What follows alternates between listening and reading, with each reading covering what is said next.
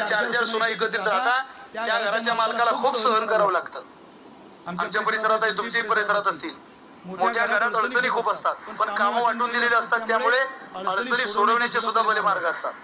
एका घरामध्ये 3 सुना, लहानीनं स्वयंपाक करावा, मधलीनं दोन्ही भांडी करावे, मोठीनं शेताला जावं, सासून काही करू नये, फक्त पोरं सांभाळावे, एवढी कामं. पण ती लहानी होती तिच्याकडे स्वयंपाकाचं काम आहे, ती स्वयंपाकाला लागली. ऐका कुटुंब कशाला म्हणतात. ती स्वयंपाकाला लागली, भाजी तिने शिजायला घातली. भाजी बनवायला लागलेली लहान सून ज्या वेळेला भाजी बनवते त्यावेळेला तिने सगळं भाजीतलं मटेरियल घातलं, फक्त मीठ घालायचं बाकी होतं. भाजीत मीठ कधी घालता?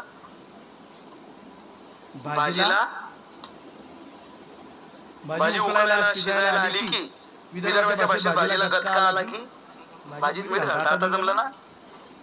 कळलं ना? का तुमच्याकडे लवकर घालता मीठ? तुमच्या घरी बहुतेक स्वयंपाकाला बाया ठेवलेल्या असाव्या. मीच सांगतो बाबा, भाजीत मीठ भाजी शिजायला आल्यावर घातलं जातं. तसं मी सांगायचे 50 रुपये घेत असतो, पण आता तुमचं आपलं रमी लांबून आलोय. 50 म्हणजे नुसते 50 नाही, मानशी 50. हिशोब चुकीचा करू नका. भाजीत मीठ घालायचं राहू दिलं. ती म्हणे आता भाजीत मीठ घालायचंय, पण तिची मैत्रीण गावात होती, तिला जायचं होतं तिला भेटायला. मग आता काय करू? ती म्हणे आता मी जर मैत्रिणीला भेटायला गेली तर भाजीत मीठ घालायचं राहिलं. ती तिच्यापेक्षा मोठीकडे गेली. ताई जरा भाजीत मीठ घालता का?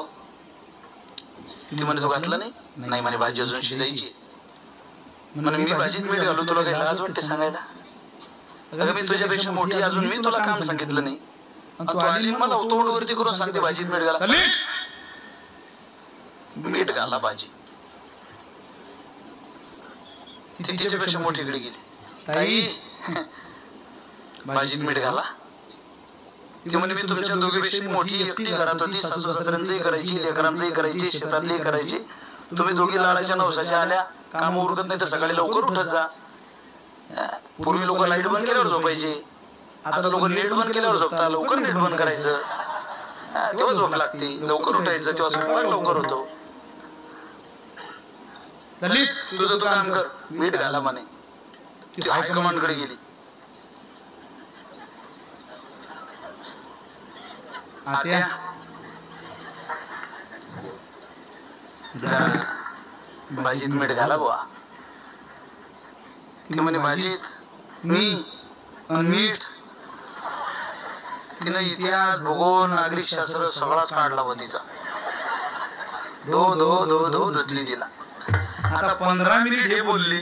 ते म्हणे एवढा तर भाजी शिजली की परत गेली. भाजीत तिनं मीठ घातलं, मैत्रिणीला भेटायला निघून गेली. ती मैत्रिणीकडे गेल्यावर त्या मधलीने विचार केला, तुमचा त्या बाईचा काही कॉन्टॅक्ट होता का? तुम्ही लवकर असल्या. त्या मधल्या बाईचा तुमचा काहीतरी. ती मधली म्हणे अगं तिला अडचण आहे, उद्या आपल्याला येऊ शकते. भाजीत मीठ घालायचं काय फार मोठं काम आहे का? आपण घालू. ती गेली, तिला भाजीत मीठ घातलं बा. ती मोठी म्हणे हे जर काम मला माझ्या लहान्या बहिणीने सांगितलं असतं तर मी ऐकलं नसतं का? मग तेव्हा झालेला काय रोग आला होता का तुला? पण ती गेली, तिने भाजीत मीठ घातलं. ती सासू म्हणे वयानं लहान आहे, नुकतंच लग्न झालंय, काम उरकत नाही, आपल्या लेकीसारखी. तिला उगाच आपण चिडलं. 15 मिनिट तिला बोललो आपण भाजीत मीठ. ती गेली बुवा. पण तिनं भाजीत मीठ घालायचं हे पवित्र काम केलंच. आता एकीनं मीठ घालायच्या भाजीत.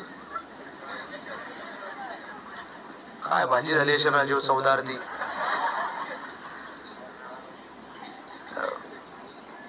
जेव्हा घराचा मालक आला. मालक कोण? बोलाव डोंगरकडा. कोण मालक? सासरा. जेवायला बसला. बाई जेवण दे. ताट आलं पुढे.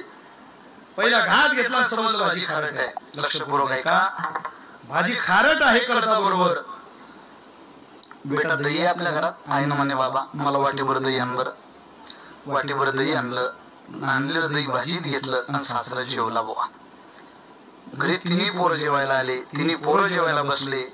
तिघांनाही वाढून सारखं दिलं. पहिला घास घेतला, समजलं भाजी खारट आहे म्हणले का.